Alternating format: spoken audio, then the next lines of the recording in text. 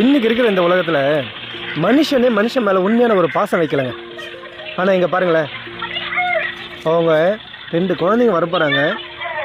அந்த 2 நாயும் பாருங்களேன், குட்டி நாயும் சரி பெரிய நாயும் சரி, எவ்வளோ ஒரு அஃபெக்ஷனாக அவங்கள வரவேற்கிறாங்க பாருங்களேன்.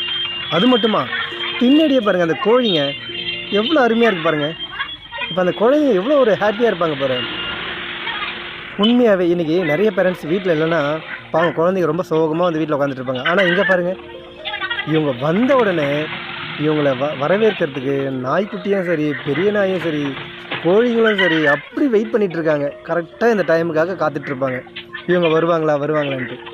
மேபி இவங்க சாப்பாடுக்காக வெயிட் பண்ணுறாங்களான்னு தெரில. பாருங்கள், வந்தோடனே இந்த குழந்தை பேகை கூட கழட்டி வைக்கலாங்க, சாதம் எத்தமாக அந்த கோழிங்களுக்கு போடுது.